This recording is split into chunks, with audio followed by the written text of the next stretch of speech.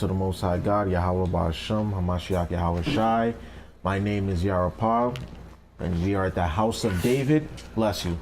We are at the House of David for our Friday night Sabbath service. We are located at 191 Howard Avenue, Brooklyn, New York. We host Friday night services. Bless you again. Friday night services from approximately sundown, around 8:30 p.m. to whenever we go through. And we also host our regular Sabbath Saturday afternoon service from approximately 12 p.m. to 2:30 p.m.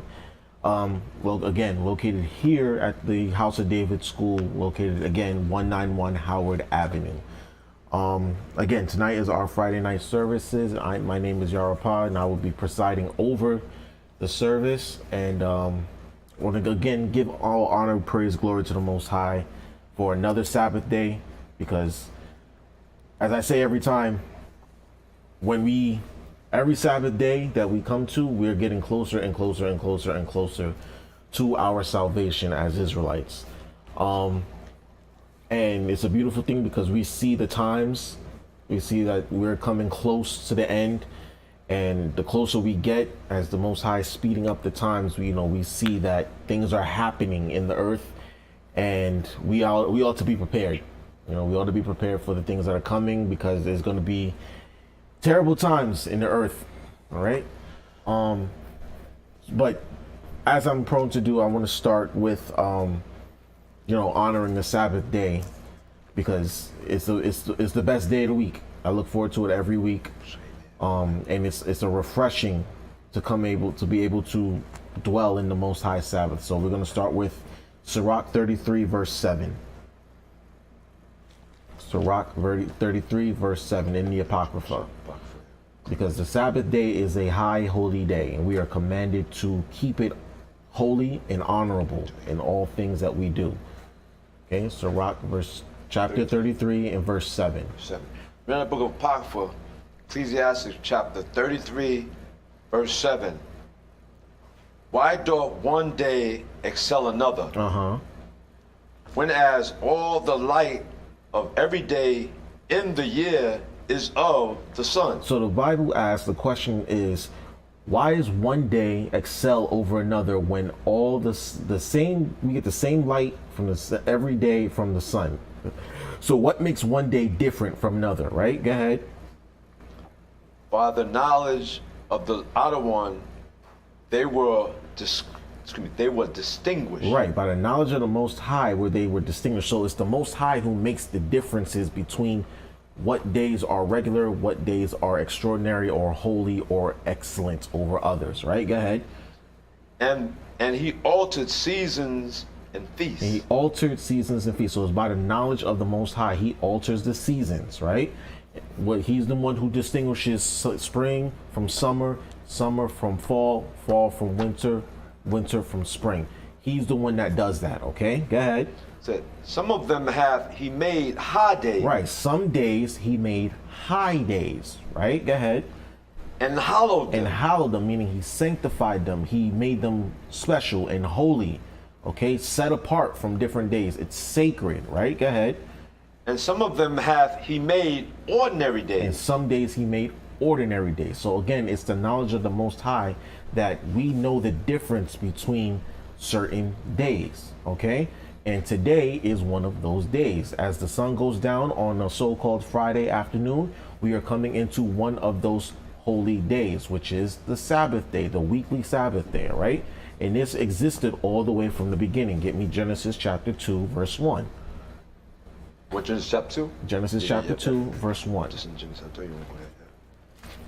We're in the book of Genesis, chapter 2, verse 1. Thus said the heavens and the earth were finished, and all the hosts of them. Right, so it says, thus the heavens and the earth were finished, and all the hosts of them, meaning everything that was in the heavens and in the earth. So in the heavens you had the celestial bodies, the sun, the moon, the stars, okay? And on the earth you have all the creatures that the Most High made: man, beast, reptile, insect, bird, fish, okay? All those things were done, okay? Go ahead. And the Most High Power, Father Yahweh, blessed the seventh day and sanctified it. Because verse 2. Just get oh, verse boy, 2. asking that, my bad. Verse 2 says, and on the seventh day, the Most High Power ended his work which he had made. Right. So on the seventh day, he stopped what he was doing. He stopped creating things. He stopped making things. Okay. Everything was done. Everything was finished on this day. Right. Go ahead. Said, and he rested on the seventh day from all his work which he had made. And he rested, meaning he stopped. That's what Shabbat means. Shabbat means rest, stop, cease, just finish. Right. Go ahead. And the Most High Power, Father Yahweh, blessed the seventh day and sanctified it. He sanctified it. Remember in Sirach, we just read that he is by the knowledge of the Most High that the days are distinguished. So when the Most High finished his work, he said, this is a sacred day because I finished my work on this day.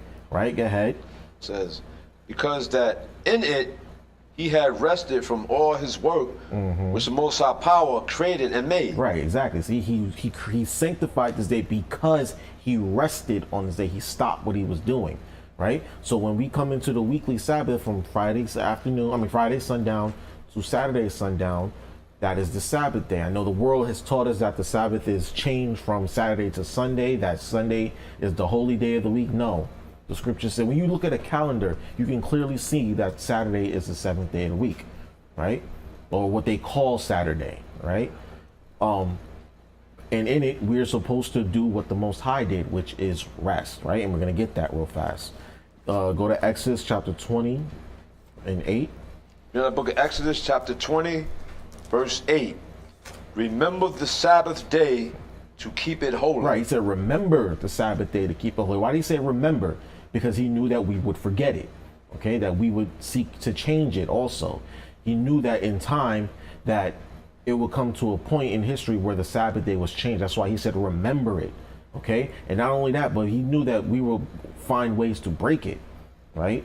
He said remember the Sabbath day to keep it holy. A lot of times we forget that certain things that we're not supposed to do on the Sabbath, right? Certain things that we are supposed to do, certain things that we're not supposed to do on the Sabbath. We will forget it. That's why he says, remember it. Read on. It says, 6 days shalt thou labor and do all thy work. So we get 6 days out the week to do everything that we want to do, right? Everything that we're supposed to do, right? Go ahead. But the seventh day is the Sabbath of the Lord Yahweh, thy Most High Power. Right, go ahead. In it thou shalt not do any work. Thou. Right. So he said, in it you're not supposed to do any work. You, go ahead. Thou, nor thy son, nor thy daughter. Right. So if you have children, they're supposed to not do any work on the Sabbath. Their chores are supposed to be completed by the end of the week, by Friday afternoon, by Friday afternoon, really. All of their house chores or whatever work that if they have a job or whatever have you, they're supposed to be done with their work by the end of the week, by Friday afternoon. Go ahead. Thy manservant, nor thy maidservant. So if you have employees, if you run a business, or if you are, you own a company and you have people work for you, or if you have people who work on your property, or you have a butler or a maid or whatever have you, if you have anybody in your service, they are supposed to take the Sabbath day off as well, right? Go ahead. Nor thy cattle. Wait, like that cattle. So if you have, if we had farm animals, if we had cattle, cows, donkeys, chicken, whatever, they're supposed to get, even if you have dogs or cats, they're supposed to have the Sabbath day off as well, okay? They ain't supposed to be doing any work either, all right? They supposed to get a rest and a reprieve, right? Go ahead. Nor thy stranger that is within thy gates. So anybody that comes into your dwelling, or anybody that came into our land at the time, guess what? They were supposed to keep the Sabbath day as well. Okay, they weren't supposed to be doing anything that violated the Sabbath day. And we had plenty of people come into our land when we were in Israel, breaking the Sabbath, right? We had merchants from other nations lining up outside the city walls in Jerusalem, waiting to buy and sell, so that way we can break the Sabbath day. Right? Go ahead. It says, for in 6 days the Lord Yahweh made heaven and earth, the sea, and all that in them is, and rested the seventh day. And rested the seventh day. We read that in Genesis, right? Go ahead. Wherefore the Lord Yahweh blessed the Sabbath day and hallowed Right, it. we read that in Genesis. So that's why we keep the Sabbath day holy, because he rested on the Sabbath day, right? Now give me Exodus 31, verse 13. In the book of Exodus, chapter 31, verse 13. Speak thou also unto the children of Israel, saying, verily my Sabbaths ye shall keep. Right, he said, verily my Sabbaths ye shall keep, right? It ain't our Sabbath. We didn't make this day up. We didn't come up with this, all right? We didn't decide that Friday sundown to Saturday sundown was the Sabbath day. The Most High did, okay? Like we read in Sirach 33, he said, by the knowledge of the Most High they were distinguished, and he gave that knowledge to us. We didn't make this up, right? We didn't decide this. He said, my Sabbaths ye shall keep. Go ahead. It says, for it is a sign between me and you throughout your generations. Right, and that's how we know that we are the Most High's people, because we honor his Sabbath. He gave it to us, and we abide by it, right? Or we at least supposed to, right? Go ahead. That ye may know that I, the Most High, am the Lord Yahweh, that doth sanctify you. Right, so that way we know it's the Most High who gave it to us. We didn't come up with this. He's the one that sanctifies us, not the other way around. Okay, go ahead. Ye shall keep the Sabbath, therefore, for it is holy unto you. It's holy, right? The Sabbath day is holy to us, right? Go ahead. Everyone that defileth it shall surely be put to death. And that was a serious penalty. We violated the Sabbath day. We were supposed to be put to death, right? We got killed for breaking the Sabbath day, right? Remember we read about the brother who's gathering sticks on the Sabbath day. He got put to death, right? That's how serious it was. Read on. For whosoever doeth any work therein, that soul shall be cut off from among his people. And right, and that was the penalty for breaking the Sabbath day. We got cut off from Israel. It said his soul shall be cut off, right? You don't exist anymore at that point, right? Read on. 6 days may work be done, but in the seventh is the Sabbath of rest. Right, see, we read that again in Genesis. We read that in Exodus earlier, right? Read on. Holy to the Lord Yahweh. Whosoever doeth any work in the Sabbath day shall surely be put to death. He said it twice for good measure. Look, you violate the Sabbath, you're gonna get put to death, right? You're gonna die. All right, read on. Wherefore the children of Israel shall keep the Sabbath to observe the Sabbath throughout their generations. Throughout their generations, as long as we lived, right? As long as Israel lived, we were supposed to keep the Sabbath. Read on. For a perpetual covenant. Right, a perpetual covenant means an everlasting, a continuous covenant, right? It never changed. That covenant never changed. We were supposed to keep the Sabbath day as long as we existed. All right, read on. It is a sign between me and the children of Israel forever. Go ahead. For in 6 days the Lord Yahweh made heaven and earth. See, we keep saying it. In 6 days, in 6 days, in 6 days, in 6 days, the Most High made heaven and earth, right? Read on. And on the seventh day he rested. And he rested on the seventh day. Go ahead.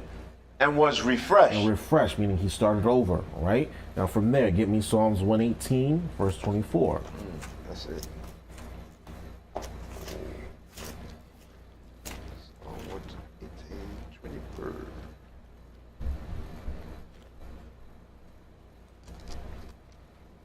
Another book of Psalms, chapter 118, verse 24. This is the day which the Lord Yahweh hath made. Right. This is the day the Most High made. The Most High made this day. He made the Sabbath day, right? Go ahead. We will rejoice and be glad in it. Right. We will rejoice and be glad. We will rejoice and be glad in every day that the Most High has made, that he has given us to allow us to breathe, to allow us to see, to think, to speak, to eat, to walk, right? But especially on a Sabbath day, because like I said earlier, every Sabbath day that we come to, we get closer and closer to our salvation. And is coming to an end. We every Sabbath day, it seems like every 5 minutes, we're back here on the Sabbath day, right? Time is moving quickly, and we are rejoicing because the time has come. We're tired of this place. All right. So for tonight's topic, we're going to go into a little bit of history / character study. All right. The topic of the class, as you see, is called the crimes of Joab. All right.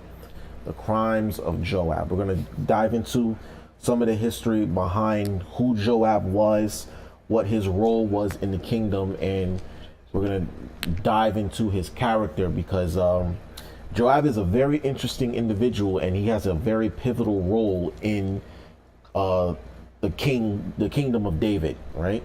During his time as king. And we're going to see how sometimes, you know, your best people, like your closest people, are not who you think they are, right? Because as we're gonna read, we're gonna see how Joab made some very questionable decisions, how he basically turned his not turned his back, but like he went rogue a couple times, a few times actually, and it ultimately cost him his life. Okay. And he fell out of favor with the king and the country, really. And you know, we can look at Joab and look at our own circles sometime and think, I don't want someone like that in my ranks. Okay, because David gave Joab very high position, as we're going to read, and he gave him an important role. And Joab took that power and did too much with it, as we're going to see it, right? So first of all, who is Joab, right? Get me 1 Chronicles chapter 2, verse 12. The book of 1 Chronicles chapter 2, verse 12. And I want you to read down to 16. Say again? And I want you to read down to 16. Okay, all right, yes, sir. Read the book of 1 Chronicles chapter 2, starting at verse 12. Mm-hmm. And Boaz begot Obed, and Obed begot Jesse. Right, so when you read really the first, like, what, 10 or 8 or 9 chapters of First Chronicles is just straight lineage, right? Actually, it's the first, I want to say, first 9 chapters. Yeah, the first 9 chapters of First Chronicles gives you a whole lot of lineage, starting from, I believe, Adam. It goes all the way from Adam down to about right before, I want to say, goes down into the Levite, the Levite divisions that had to turn at the altar, that had to tend to the altars. So when we get to First Chronicles 2, we also talk about the sons of Israel, and it goes down the tribe of Judah, all right? And then we get all the way to Obed and Jesse, right? So it says Boaz begat Obed, and Obed begat Jesse, right? Go ahead. So, and Jesse begot his firstborn, Eliab. Mm-hmm. And Abinadab, the second, and Shuma, the third. Right, these are the sons of Jesse. Go ahead. Nathaniel, the fourth, and Radai, the fifth. Right. Ozim, the sixth. David, the seventh. Right, so we see that David was the 7th son of Jesse, right? And yet he was the one who was named king, right? You would think that it would be some of his older brothers, but no. When we read the history in Second Samuel, you'll see that no, it was Jesse. I mean, it was David that became king, right? But read on. It says, whose sisters were Zeruiah and Abigail, and the sons of Zeruiah. Zeruiah. Right. Zeruiah.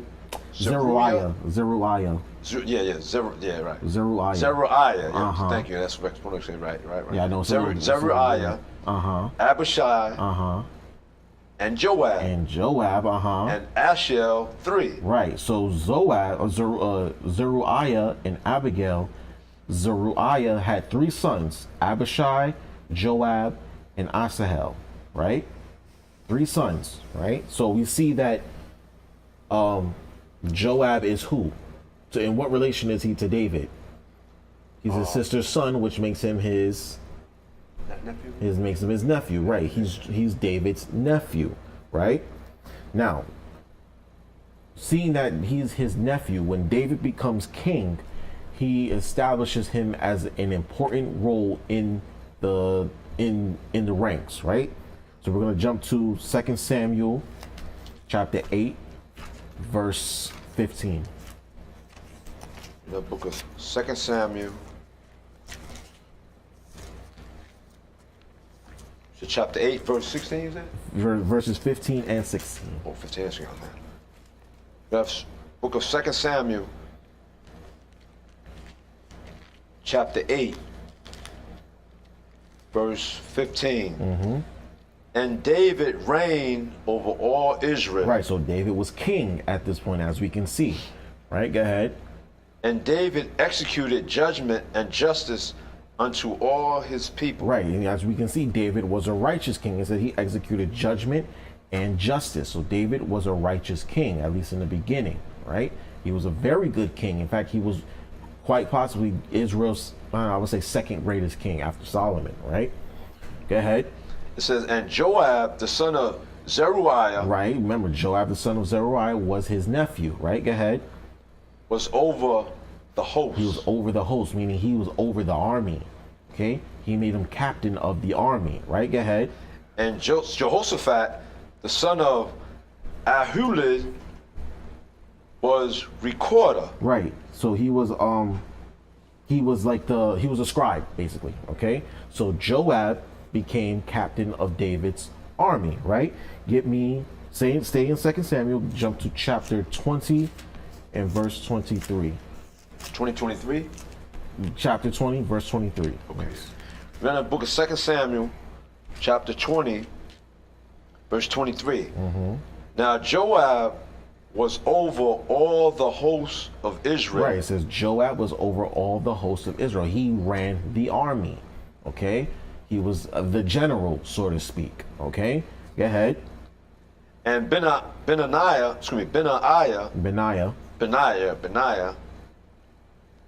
the son of Joiada, was over the Cherethites,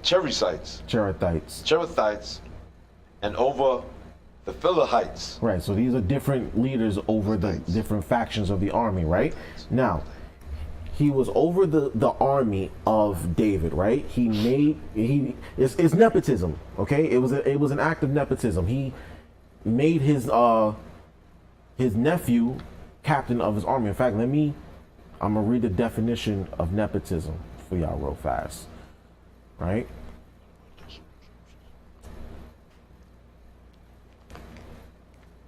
Nepotism, right? It says nepotism is the Oxford Dictionary, right? Nepotism, the practice among those with power or influence of favoring relatives, friends, or associates, especially by giving them jobs, right? Jobs. It says, I'm gonna read that again. It says the practice among those with power or influence of favoring relatives, friends, or associates, especially by giving them jobs. Okay, so as we see, Joab was David's nephew, and he gave him a very high position, right? He made him captain of the army. In fact, the etymology of the word nepotism comes from the French word nepotisme, I believe, which comes from the word nephew. See, oddly enough, with reference to privileges bestowed on the nephews of popes who were in many cases their illegitimate sons. It's gross. Oh, that's gross. So the popes would give their nephews, who turned out to be their illegitimate sons, high positions in the church and in the rankings. And that's where you get the term nepotism from. It comes from nephewism, okay? In fact, I'm gonna go to the online etymology dictionary, right? If you ever want this tool right here is a very, very valuable resource. eTim Online. It tells you type in any word and it tells you the etymology of the word, like where the word comes from. Okay? The origins of the word and what they mean. Okay? Nepotism, favoritism shown to relatives, especially in appointment to high office.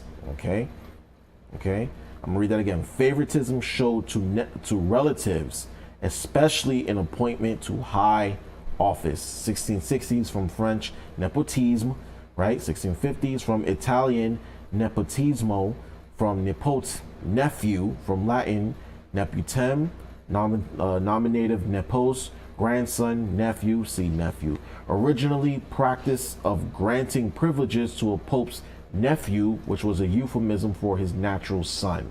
See, the same thing that was in the dictionary. All right. And of course, a nephew is a son of one of your relatives, obviously. Okay. So we saw that David giving Joab the position of captain of his army was an act of nepotism. Now, was it a good act? Was it a bad act? Let's find out. Because ultimately, what happened when David, what was the ultimate end to David's act of nepotism where he granted Joab the position of captain? We're going to read, all right? Let's go to 1 Kings chapter 2. We'll start at verse 1. Because it didn't all end well at all. It didn't end well at all, as we're going to see. Now, 1 Kings chapter 2, verse 1. Mm-hmm. Now the days of David drew nigh that he should die. Right, so David was on his deathbed. He was enduring his last days, right? Go ahead. Because David was old at this point. It's, when you read chapter 1, it says he was old and stricken in years, right? Go ahead. And he charged Solomon his son, saying, Mm-hmm. I go the way of all the earth. Mm-hmm. Be thou strong, therefore, and show thyself a man. Right, so he said, I go about the way of all the earth. You can write down That's my scripture right here. Wisdom of Solomon, right? 2, 3. Okay, you said read now? No. Okay. You can write down Wisdom of Solomon, I believe 7. That's Hold on, that's an apocrypha, right? Yeah, you don't have to get it, Oh, okay. but you can write it down. I'll write it down. Okay, yeah. So Wisdom Wisdom of of Solomon, verse 7? I believe it's 7 verses 1 to 6. Right, yeah. And especially emphasis on verse 6 where it says, for all men have one entrance into life and the light going out. So he knew that he was on his way out. That's the point that I was trying to get to. Right? Wisdom of Solomon, chapter 7, verses 1 to 6. He knew that he was on his way out. So he knew that it was time for him to die. Right? Same thing with Paul. Paul knew that his death was impending. Right? It was something that, most people in the spirit, they know. When we read in the scriptures, a lot of our forefathers, they knew when it was their time to die. Right? And they accepted it. Hawashai accepted his death. Paul accepted his death. David accepted his death. They just knew that it was time for them to go. Right? Go ahead. Verse 3. And keep the charge of the Lord Yahweh Most High Power. Right. He said to show himself a man. Right. So if you ever want to know what a real man is, this is how you do it. All right. Start at verse 3 again. It says, and keep the charge of the Lord Yahweh Most High Power. To walk in his ways. Right. This is how you show yourself a man, right? You keep the charge of the Most High. You walk in his ways, right? To keep his statutes. To keep his statutes, And his commandments. And his judgments. And his testimonies. And his testimonies, right? As it is written in the law of Moses. As it is written in the law of Moses. So real men keep the commandments. Okay? You want to show yourself a man. Women, if you want to show how you want to prove a certain man, measure him against this, right? If he can't do this, he's not a real man. If he doesn't know how to guide his house, he's not a real man. If he doesn't know how to treat you or talk to you in a respectful manner, he's not a real man. If he doesn't work, he's not a real man. Okay? I'm not talking about, having a whole bunch of cars and a whole bunch of nice clothes, and no. how he treats people, how he treats his parents, his siblings, his neighbors, his co-workers, right? People who he has influence over, people who he has power over, right? In fact, get me Proverbs, I believe it's 12 and 18. 12 and 18? I believe so. Hold on. The book of Proverbs. No, that's not it. 12 and 8. Okay. 12 and 8? 12 and 8, Okay, yes. That's it. Now, book of Proverbs. Chapter 12. Verse 8. A man shall be commended according to his wisdom. There you go. See, a man shall be commended according to his wisdom, not how much money he got, not how much, not just by how much money he got, but what he does with his money. If he's good with budgeting and has good financial spending habits, right? You can't judge him just how much money he has, but what he does with it, right? You can't judge him by how many cars he has, but if he's able to take care of his stuff, of his worldly possessions, right? Not just by having it, but what he's able to do with it. Okay, what he eats. Okay, what kind of music he listens to, what kind of stuff he watches. Does he read? You know, we can't just judge a man based off of what the outwardly. No, we have to judge him according to his wisdom, according to the commandments. Does he measure up against this? Right. Read on. It says, but he that is of a perverse heart. A perverse heart, meaning a wicked mind. See, you can have all that stuff in the world, but if you have a wicked mind, what's going to happen to you? Read on. Shall be despised. Despised, right? A perfect example of this is Donald Trump. I can't think of a more perfect example. He got all this stuff in the world. He's got money out the wazoo. He's had businesses left and right. He's had everything under the sun, but yet he is of a perverse mind. He has a wicked mind, and therefore people hate him. He's a very polarized individual because he has a perverse mind. Okay, a wicked mind. That's what a perverse heart is, a wicked mind. He is a wicked man. Okay, but if he was a wise man, if he was a respectful man, we wouldn't have this issue. People wouldn't hate him. Right? You can't be talking about grabbing women by the you know what. You can't do that. Okay? You can't be calling your own citizens SOBs because they don't want to kneel and stand during the national anthem. You can't do that. Okay? He has shown no respect. He shows no wisdom. He is a perverse and wicked man. He insults anybody who challenges him, right? Instead of humbling down and ingratiating himself with people who he's trying to win over, he insults them at every chance that he gets, right? That is a wicked mind. And because of that, he is despised, all right? Let's go back to 1 Kings. And read verse 3 again.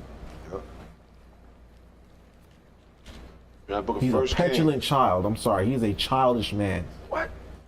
That book of 1 Kings chapter 2 verse 3. And keep the charge of the Lord Yahweh Most High Power to walk in his ways, to keep his statutes and his commandments and his judgments and his testimonies, as it is written in the law of Moses. Right. He said, listen, let the scriptures guide you. All right. Keep the Torah close by. Remember, the king always had a Torah with him. Okay, go ahead. It says, that thou mayest prosper in all that thou doest. Right, that you may succeed in everything that you do. Right, go ahead. And whithersoever thou turnest thyself. Right, so he said, if you keep the commandments of the Most High, you will prosper. You will succeed. All right, y'all can write down Joshua chapter 1 verse 8. You don't have to go there because we got a lot of reading to do. Just 1:8? Yeah, you don't have to go there. No, he says right there. Joshua 1 and 8. I read that okay? earlier. Write that Keep down. The laws, meditate. Yeah. Yes. Okay. Go ahead, read on.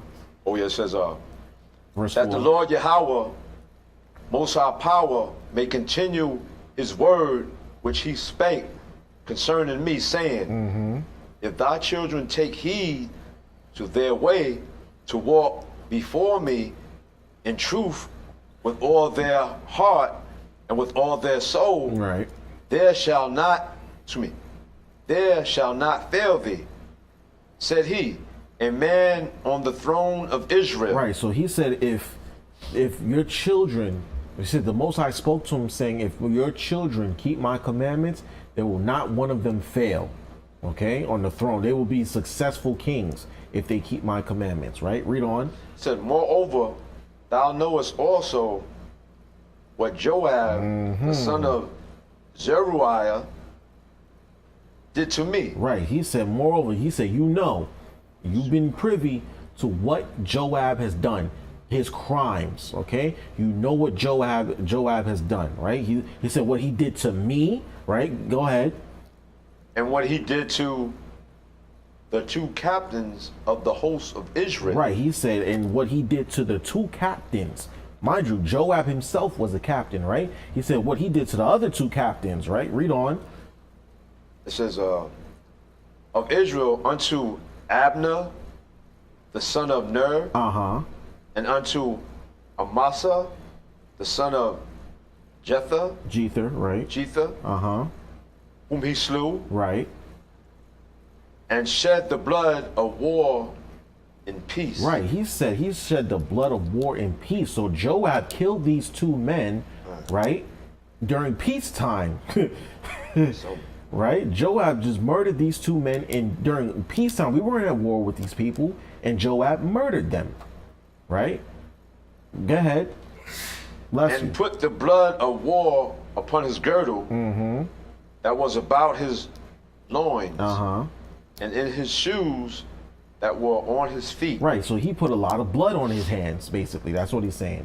Joab incurred a lot of bloodshed. Right? Unnecessary bloodshed. Now look at what he says to Solomon to do to Joab. Read on. Read verse 6. Do therefore according to thy wisdom, and let not his whore head go down to the grave in peace. He said, listen, make his life a living hell. He's saying that about his nephew. Wow, that's crazy. He told his son, listen, make your cousin's life a living hell. Okay? Do not let this man die a peaceful death. He has to pay for his crimes. He has to pay for his crimes. And we're going to get into some of his crimes, right? So remember, he said what he did to me, what he did to Abner, and what he did to Amasa, right? And what he did to Jether. To me, unto Abner, and to Amasa, right? And we're going to see what happened, what he did to him.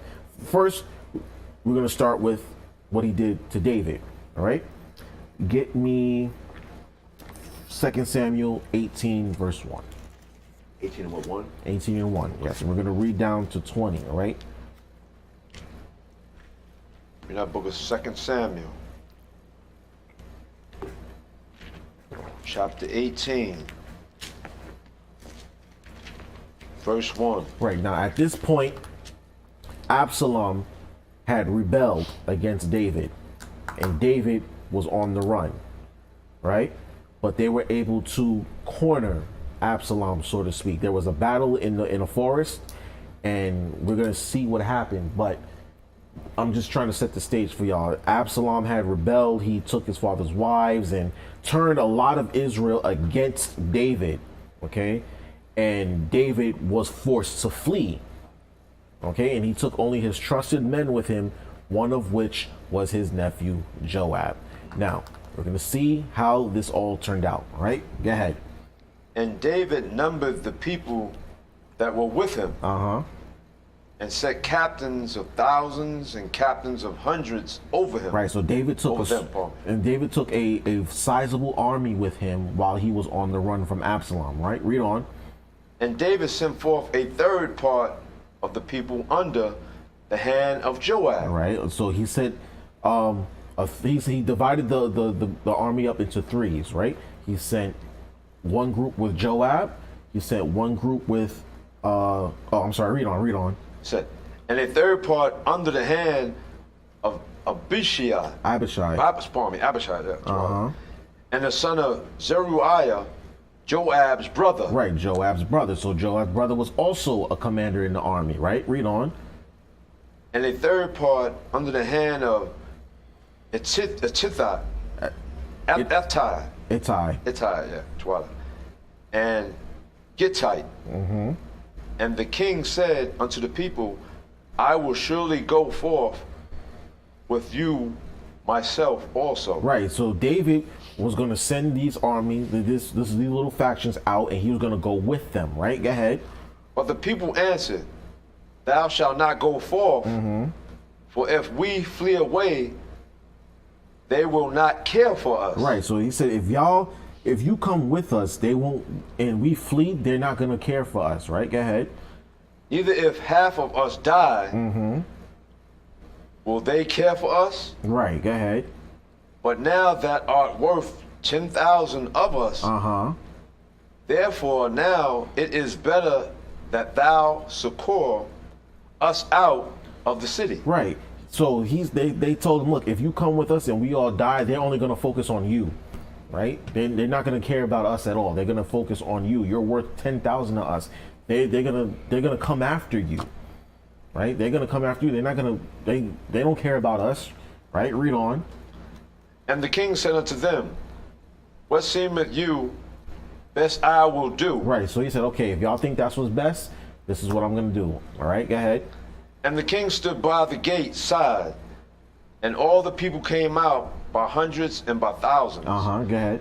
And the king commanded Joab and Abishai and Ittai, saying, Deal gently for my sake with the young man, even with Absalom. Absalom, right? Absalom. And all the people heard when the king gave all the captains charge concerning Absalom. Right. So this time when he said, look, he told Joab and Abishai, look, don't kill him, basically. When you corner him, when you get to him, deal gently with him. Don't cause him harm. Don't murder him. Don't do anything crazy to him, because remember, Absalom was David's, I believe he was his firstborn. Hold that. Let me get First Chronicles. I believe it's 3. Okay, so no, he wasn't his firstborn. Give me 3 and 2. 3, 1 and 2. I'm sorry. 3, 1 and 2. First Chronicles. Yes, First Chronicles chapter 3 verses 1 and 2. We have First Chronicles chapter 3, verse 2. Verses 1 and 2. 1 and 2. Pardon me. Verse 1 and 2 says, Now these were the sons of David, which were born unto him in Hebron. Go ahead.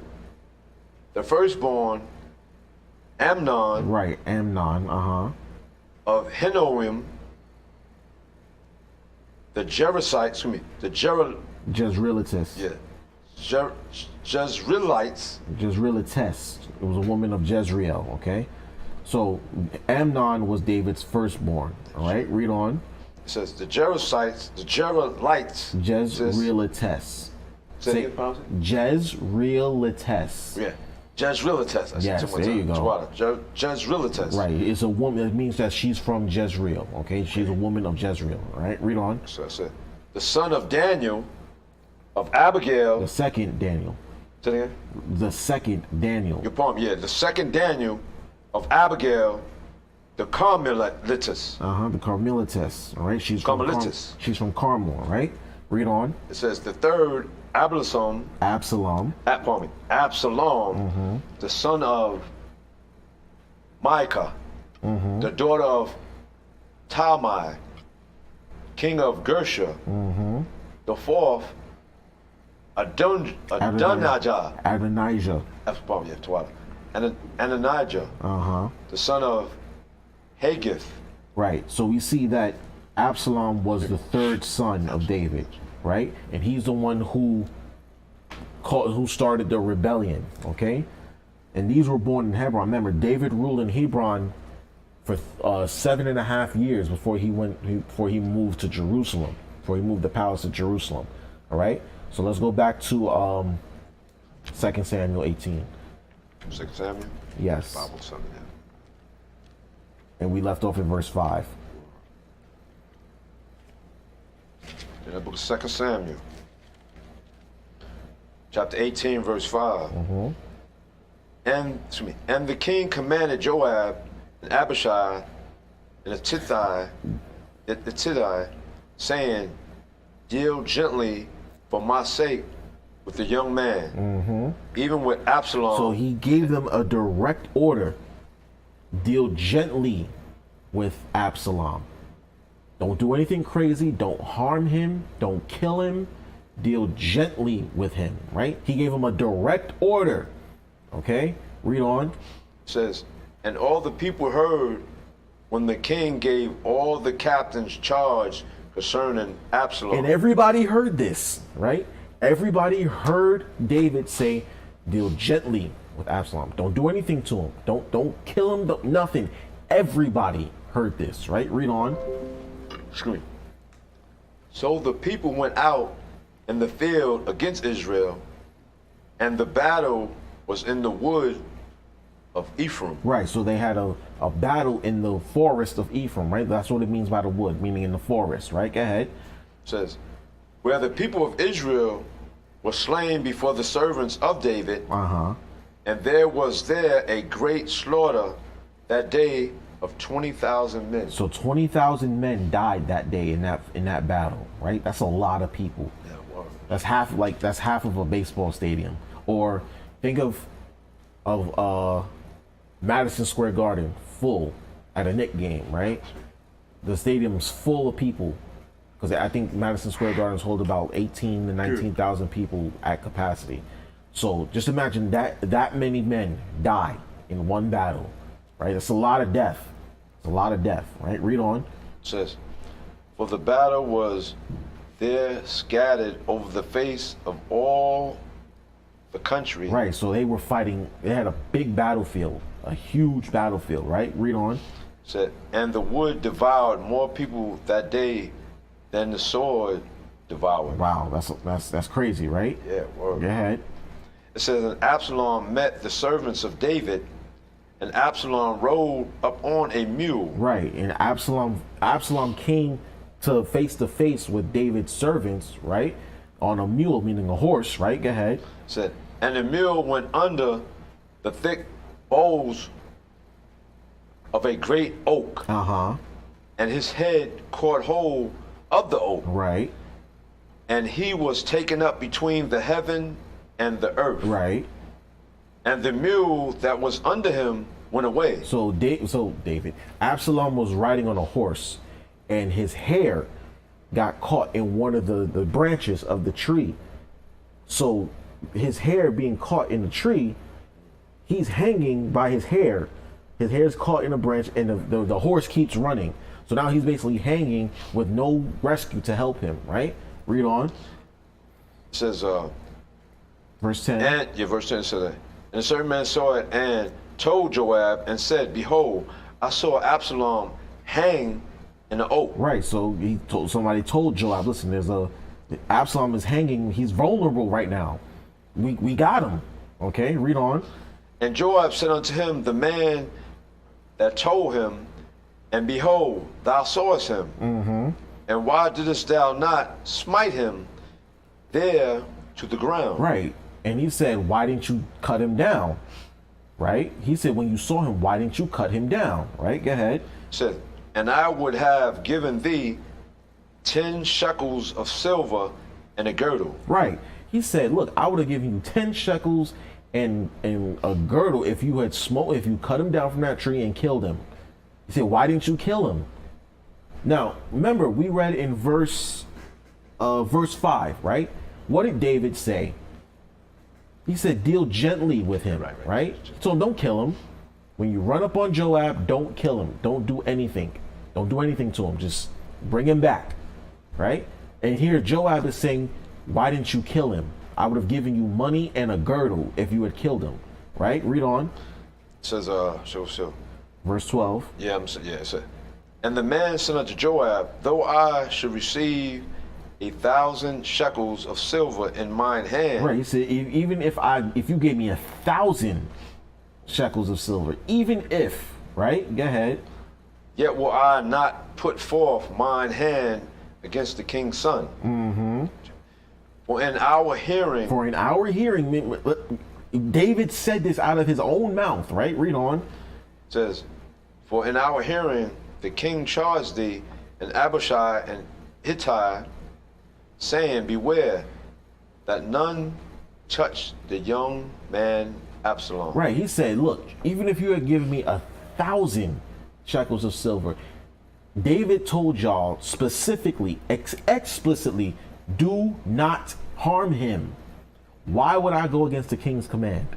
Here you telling me to kill him while asking me why I didn't kill him. Meanwhile, David told y'all not to. Why would I do that? Why would I do that? Why? Right? Read on. It says, otherwise, I should have wrought falsehood against mine. Right. Own life. Right. He said, look, otherwise I would have. You trying to set me up, Joab? Like, really? You trying to set me up? That's what you're trying to do. You're trying to set me up to get killed, to go against the king's command. Right? Go ahead. It says, for there is no matter hid from the king. David would have found out. If I killed him, David would have found out. Right? Go ahead. And thou thyself wouldst have set thyself against me. And you would have turned against me too. You probably would have killed me too. Because you would have lied and said, oh no, he killed him on his own. I didn't tell him to do that. Because David would have found out and you would have said, no, he killed him on his own. And set me up to death, for death. Ain't that some BS, right? Read on. It says, then said Joab, I may not tarry thus with thee. He said, I'm not going to argue with you, man. All right, go ahead. And he took 3 darts in his hand and thrust them through the heart of Absalom while he was yet alive in the midst of the oak. So he took 3 darts and stabbed him in the chest while he was hanging from that tree. Specifically, he did exactly what David told him not to do. Don't harm my son, please. Don't. He told him, do not kill. And Joab turned around and said, piss on your orders, man. Kill the man while he's defenseless. Hang him from a tree. It's not like he killed him in self-defense, where Absalom got cornered and he was fighting to the death and tried to kill Joab, and Joab just, poked him one time and that was it. No, he was hanging from a tree and he walked up to him and stabbed him in the chest 3 times. Ain't that something? Read on. It says, and 10 young men that bear Joab's armor compassed about and smote Absalom and slew him. And then Joab's people got involved. His armor bearers got in on this too. They slew him too. They got in on the action. Right? Read on. And Joab blew the trumpet, and the people returned from pursuing after Israel. For Joab held back the people. Go ahead. And they took Absalom. Ceasefire, basically. Go ahead. And they took Absalom and cast him into a great pit in the wood, and laid a very great heap of stones upon him. Right. So they dug a big grave and threw his body in the grave and threw some stones on top of him and buried him in the woods. A dishonorable death. Right? A very dishonorable death. Right? Go ahead. And all Israel fled, every one to his tent. Go ahead. Now Absalom in his lifetime had taken and reared up for himself a pillar. Right, he built a pillar in Israel, right, go ahead. Which is in the king's dale, where he said, I have no son to keep my name in remembrance. And he called the pillar after his own name. Right. And it is called unto this day Absalom's place. Right. So since Absalom had no children, he built himself a memorial in the king's palace, right, or in the king's dale. So that pillar was there, right? He built it because he knew he didn't have any children. Go ahead. It says, then said Ahimaaz, the son of Zadok, let me now run and bear the king tidings, how that the Lord Yahweh hath avenged him of his enemies. Right. So then the messenger, right, was going to go back to David and tell him what happened, right? But look at what Joab says. Go ahead. And Joab said unto him, Thou shalt not bear tidings this day, but thou shalt bear tidings another day. But this day thou shalt bear no tidings, because the king's son is dead. Right. So he said, look, don't tell him today, tell him another day, because his son is dead. So he's not gonna be happy about this. So Joab is now trying to hide the truth. First he goes against the king's orders, he kills his son, he kills his cousin, right? And now he's telling him, listen, don't tell David just yet. Tell him some other time. He's not gonna like this, so tell him some other time. Right? Read on. Says, then said Moab to Cushai, go tell the king what thou hast seen. And Cushai bowed himself unto Joab and ran. Now jump down to verse 25. Verse 25 says, and the watchman cried and told the king. And the king said, if he be alone, there's tidings in his mouth. And he came apace and drew near. Read on. And the watchman saw another man running. And the watchman called unto the porter and said, behold, another man running alone. And the king said, he also bringeth tidings. Right, because when we jumped down a little bit, but Joab told Cushai to go tell the king, and Ahimaaz ran after him. He begged to run after him, right? Read on. It said, and the watchman said, methinketh the running of the foremost is like the running of Ahimaaz, the son of Zadok, and the cometh with good tidings. Right. So they're trying to figure out if Ahimaaz came first, that means he has good news. So since he's in front, he has something good to say. But we're gonna find out he has nothing good to say. Go ahead. Said Ahimaaz called and said unto the king, all is well. And he fell down to the earth upon his face before the king and said, blessed be the Lord Yahweh, thy most high power, which hath delivered up the men that lifted up their hand against my lord the king. And the king said, is the young man Absalom safe? Hold on 1 second. Ben. Elder Ben. They're saying that the sound is, something's wrong with the sound. What is it saying? They're saying that there's an echo.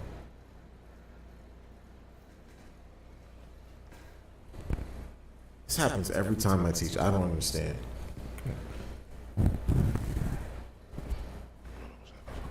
She's saying that there's an echo. What is it?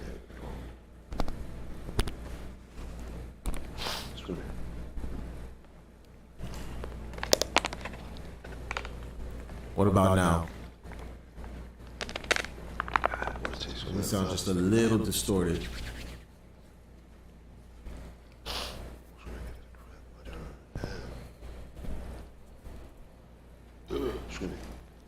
How do I sound now?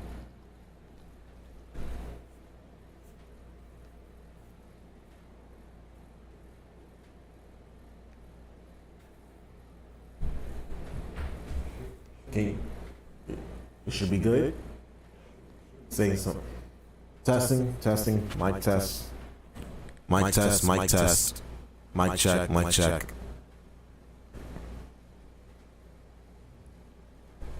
Mic check. 1 2 1 2. 1 2 1 2. All right, we're good.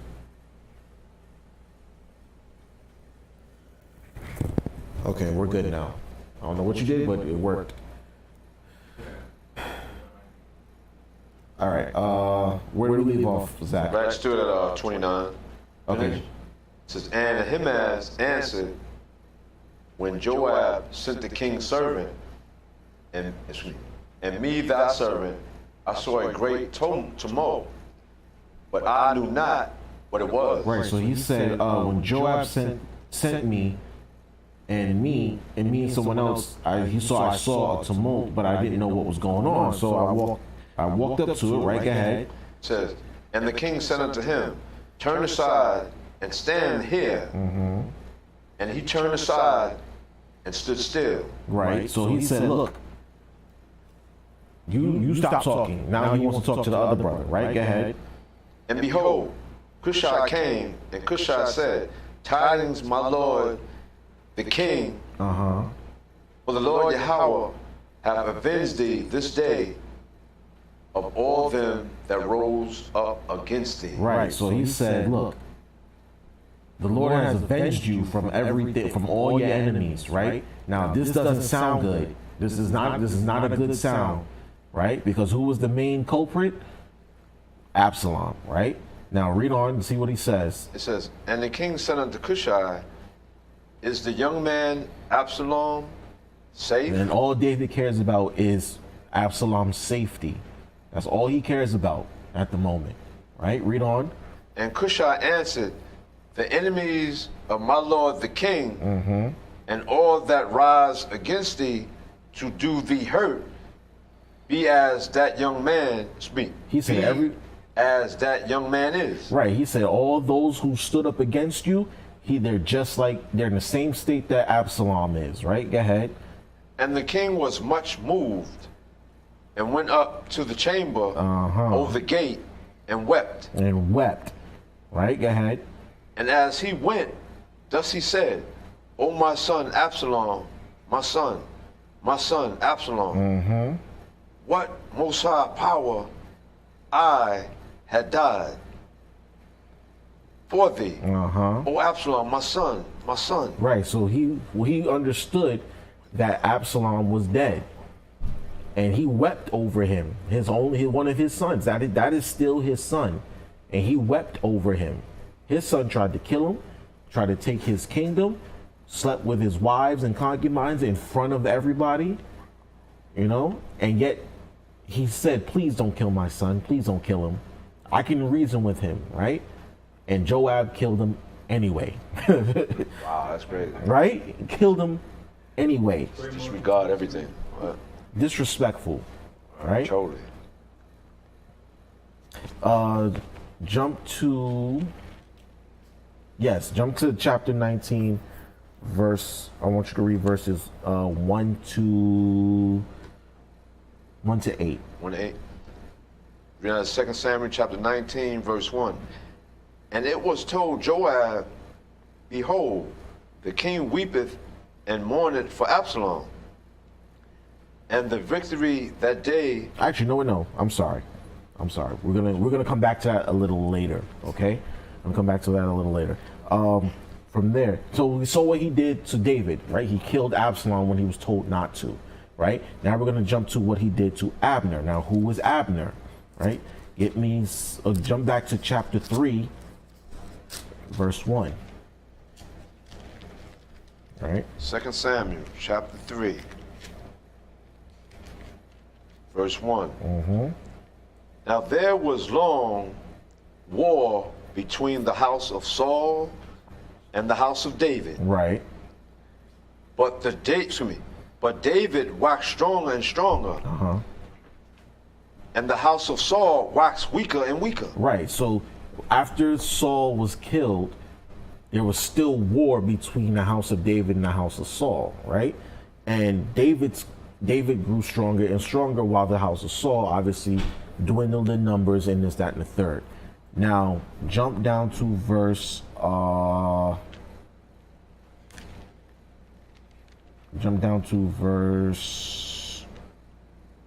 6. Verse 6 is saying, it came to pass, while there was war between the house of Saul and the house of David, that Abner made himself strong for the house of Saul. Right. Abner was actually Saul's cousin. Okay? Abner was Saul's cousin. All right? Read on. And Saul had a concubine whose name was Rizpah. Right. I'm sorry. So Abner was also a commander in Saul's army. Okay? So he had power also. Read on. the daughter of Aniah, the Ishbosheth, said to Abner, wherefore hast thou gone in unto my father's concubine? Right. Oh, jump down to verse 12. Verse 12 says, and Abner sent messengers No, to... no. Sorry. I'm so sorry. Read verse 7 and we're going to read on. You said verse 7? Yeah, start at verse 7 again and read on. All right, so, and Saul had a concubine whose name was Rizpah, the daughter of Aniah, and Ishbosheth sent unto Abner, wherefore hast thou gone in unto my father's concubine? Right. So he said, why are you sleeping with my father's concubine? Right, go ahead. Then was Abner very wroth for the words of Ishbosheth,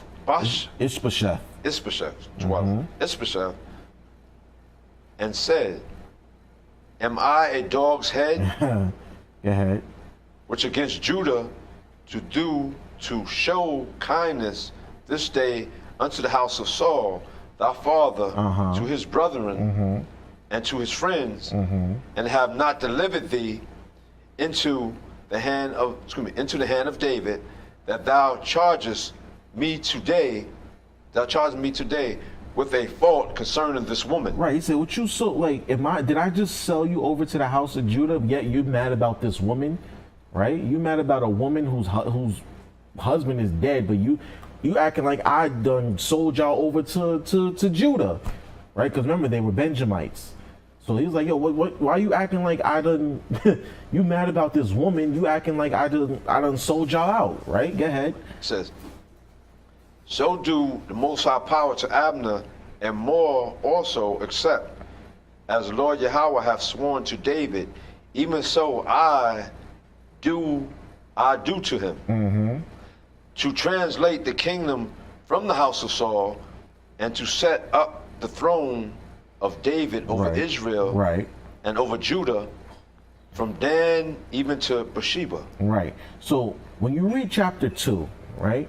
Just to give you a little background, when you read chapter 2, while David's faction and Saul's legacy people were still warring, Abner had killed one of Joab's brothers. I believe he killed Abishai, right? He killed Abishai. So, no, I'm lying. Scratch that. He killed Asahel.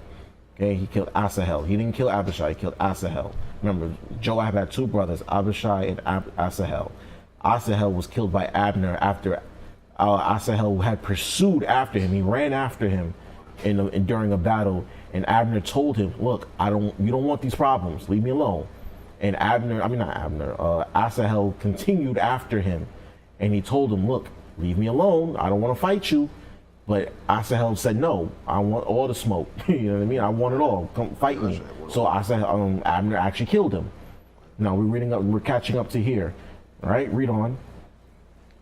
So over here said, verse 11 said, Where and he could not answer Abner a word again, because he feared him. Right, he feared him. Ishbosheth couldn't say anything. Right, go ahead. And Abner sent messengers to David on his behalf, saying, whose is the land? Right, go ahead. Saying also, make thy league with me, and behold, my hand shall be with thee, to bring about all Israel unto thee. Right. So he said, you know what? Because because Ishbosheth is acting like an a-hole, I'm gonna go league with David now. And he said up to David, look, we ain't gotta fight no more. You know, we can be partners. We can be allies. Let me work for you in your kingdom, in your palace. Right? Go ahead. And he said, I will make a league with thee. And David agreed. Right? Go ahead. But one thing I require of thee, that is, thou shalt not see my face. Right. Except thou first bring Michal, Saul's daughter. Michal, right? Michal, your pardon. Michal, Saul's daughter, when thou comest to see my face. Because remember, Michal was actually promised to David to be a wife, right?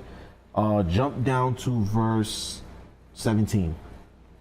And Abner had communication with the elders of Israel, saying, Ye sought for David in times past to be king over you. Right, because David, some of the divided kingdom wanted David to rule over them, right? Go ahead. Now then do it. Right.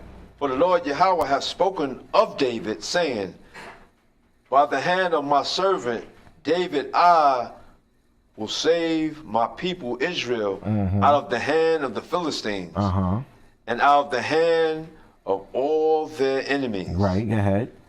And Abner also spake in the ears of Benjamin, and Abner went also to speak in the ears of David and Hebron, all that seemed good to Israel, and that seemed good to the whole house of Benjamin. Right, so he was able to convince the elders of Israel and Benjamin and some of the other tribes that weren't unified with David.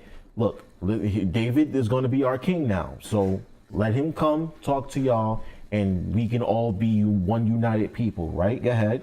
So Abner came to David to Hebron, and 20 men with him. And David made Abner and the men that were with him a feast. Right. Now jump down to verse 22. We're going to skip that. So 23? 22. 22, Paul. Now this is where Joab comes in. Remember, I told y'all before, we skipped in chapter 2, you read about how Abner killed Asahel, right? Now, remember, Abner is now making a league with David. This is how Joab responds, okay, when he catches wind of this. Read on. Verse 22, it says, And behold, the servants of David and Joab came from pursuing a troop and brought in a great spoil with them. But Abner was not with David in Hebron. Right. For he had sent him away, and he was gone in peace. Yeah, he was gone in peace. So Joab was out in the field pursuing a troop. They were in a battle. When he came back, Abner was gone. And this pisses Joab off, and we're going to see why. All right, read on.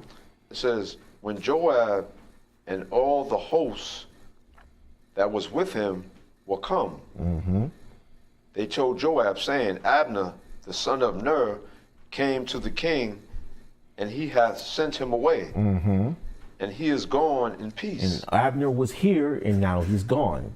King David sent him away, right? Read on. It said, Then Joab came to the king and said, What hast thou done? Hey, why did you do that? Why did you send him away, right? Go ahead. It says,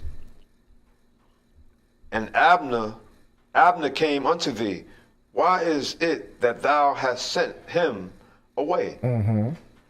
And he is quite gone. Right. Why did you send him away? Why you had him here? Why did you send him? Right. Go ahead. It says, Thou knowest Abner the son of Ner, that he came to deceive You said, thee. Look, David, Abner came to deceive you. He's lying to you. He doesn't want to make league with you. He wants the kingdom. Right. Go ahead.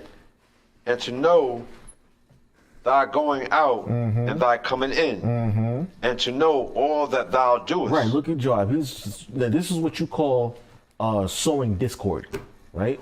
Joab is trying to sow discord because David. Remember, Abner came to David and said, "Look, I want to lead with you." Why? Because Ishbosheth was acting a fool, right? It was Abner. Yeah, it was Abner's decision to come to David and say, "Look, I want to team up. You got to be king over all Israel. The Most High is with you," right? He recognized that the Most High was with David, and he decided to make a league with him and brought him to the elders and said, "Look, David, y'all wanted David as your king. You can have him now, okay?" But here's Joab saying, "Oh, he's trying to spy on you. He wants to know where you're going. He wants to know what you're up to. He wants to do this. He don't want to really work with you. He want the kingdom. He want the throne." Remember, Saul was his cousin, right? So now he's just like, oh, he's sowing discord. And the scriptures speak against that, sowing discord. In fact, we're going to get that real fast. Hold on. Sowing discord.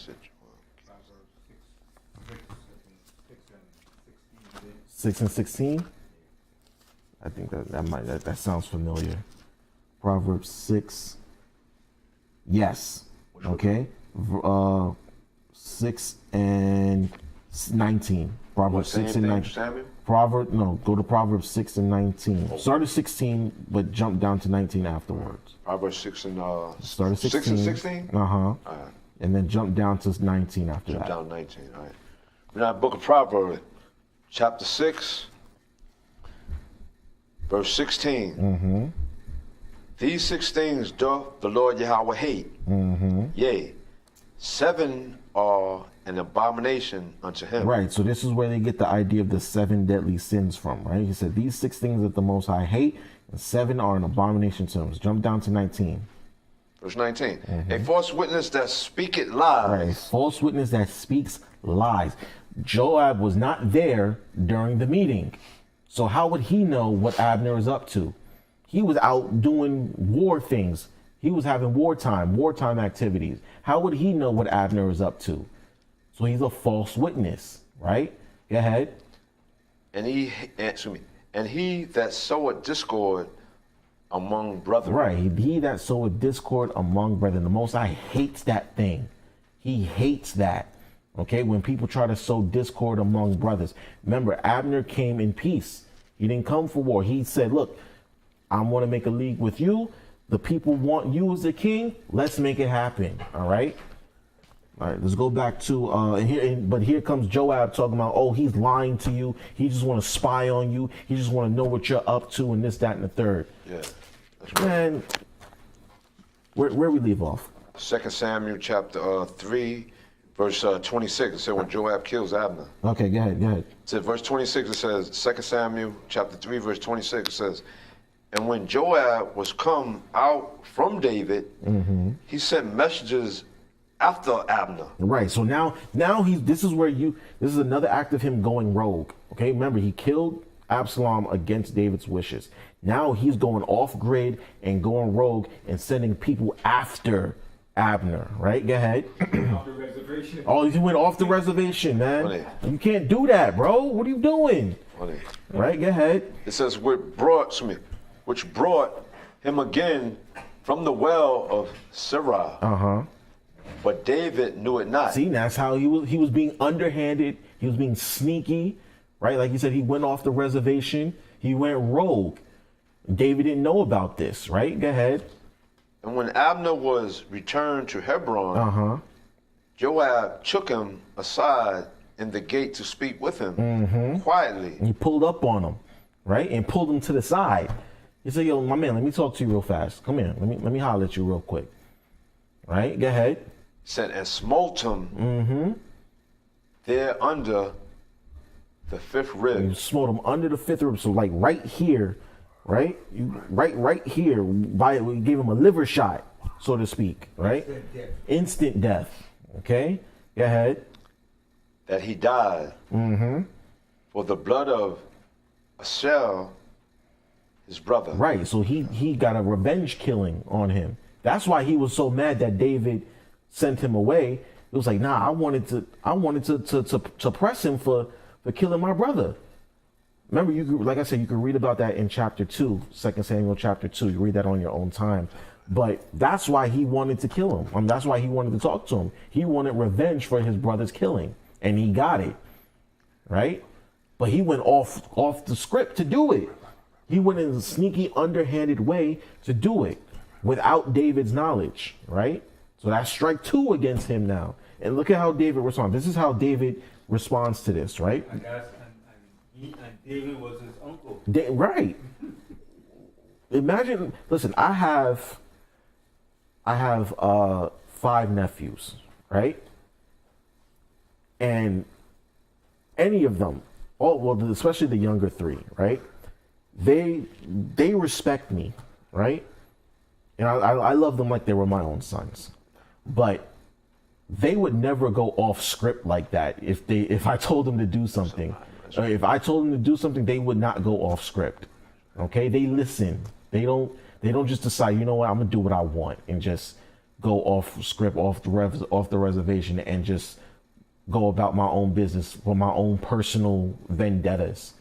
You know, if I tell them, look, you stay on this side of the street, don't go over there, and you stay on this side, right? They don't go off road. They don't go out the parameters of where I sent them.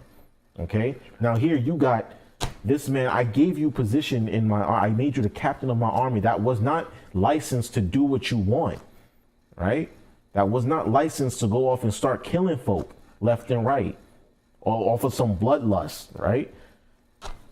Read on. It says, and afterward, when David heard it, he said, I and my kingdom are guiltless. Guiltless. I ain't got nothing to do with this. Joab did this on his own, okay? He did it to him. He did it on his own accord, right? Read on. So I am guiltless. Excuse me. I and my kingdom are guiltless before the Lord Yahweh forever from the blood of Abner, right, the son of Ner. He said, I got nothing to do. Remember how was it Pilate that washed his hands when Yahushua was about to be crucified? He said, look, this man's blood is not on my hand. I don't want this man's blood on my hands. David is saying the same thing about Abner. Look, I am guiltless. I had nothing to do with this, right? Read on. It says, let it rest on the head of Joab. Let it rest on the head of Joab. This is Joab's issue. Joab did this, right? Read on. It says, on all his father's house. He cursed his whole house, right? Read on. And let there not fail from the house of Joab one that hath an issue, or that is a leper, or that leaneth on a staff, or that falleth on the sword. There you go. See, he said, look, he cursed Joab's whole family, right? He said, look, let Joab's, what did he say? He said, let not there fall from the house of Joab one that hath an issue, or that is a leper, or that leaneth on a staff. So old, lame, crooked, you know what I mean? Let them all die, okay? Go ahead. It said, or that lacketh bread. Or that's poor, right? Oh, that's poor. Go ahead. Says, so Joab and Abishai, his brother, slew Abner because he had slain their brother Absal and Gibeon in the battle. Right. So that was a revenge killing. Okay. Go ahead. And David said to Joab and to all the people that were with him, rend your clothes and gird you with sackcloth, right, and mourn before Abner. And mourn before he commanded the whole people, all the people, look, mourn for him, okay, because that was unjust. It was an unjust kill. That's murder, okay. That is murder. As we read in the 10 Commandments, you're not supposed to commit murder, unjust killings. Okay, read on. And King David himself followed to Beer. Right. And they buried Abner in Hebron. And the king lifted up his voice and wept at the grave of Abner. Right. And all the people wept. Right. And the king lamented over Abner and said, died Abner as a fool died. He said, did he die a fool's death? Right. Read on. Thy hands were not bound. Right. You weren't bound. Right. Nor thy feet put in fetters. Right. You weren't bound in you weren't in bondage. Right. Go ahead. As a man falleth before wicked men, so fallest thou. So fellest thou. Right. See, you fell just like a wicked man would. Go ahead. And all the people wept again over him. Right. And when all the people came to cause David to eat meat while it was yet day, David swore, saying, so do Most High power to me, and more also if I taste bread or aught else till the sun be down. Right. He said, I'm not going to eat until the sun goes down. I'm fasting over this because this is some crazy, wicked stuff that my nephew did. Right. Read on. And all the people took notice of it, and it pleased them. Right. As whatsoever the king did please all the people. Right. So David refused to eat during the morning period, and all the people understood right then and there, like, oh yeah, David really didn't have anything to do with this. We're going to read that in the next verse. Right? Go ahead. It says, for all the people and all Israel understood that day that it was not of the king to slay Abner, the son of Ner. Right. So they knew David had nothing to do with this. Joab went rogue. Okay? It wasn't of the king. Remember, David had made a league with him. Why would he turn around and kill him? Right?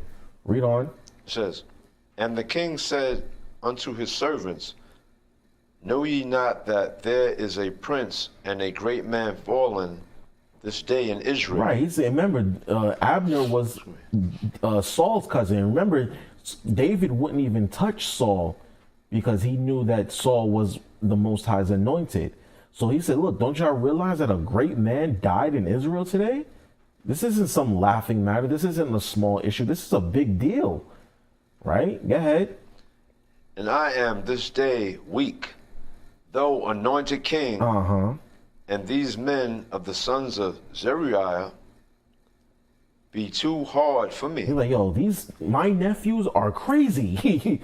That's what he said. He said, these two sons of my sister, they are out of control. Okay. I had nothing to do with this. I didn't sanction this. I didn't tell them to do it.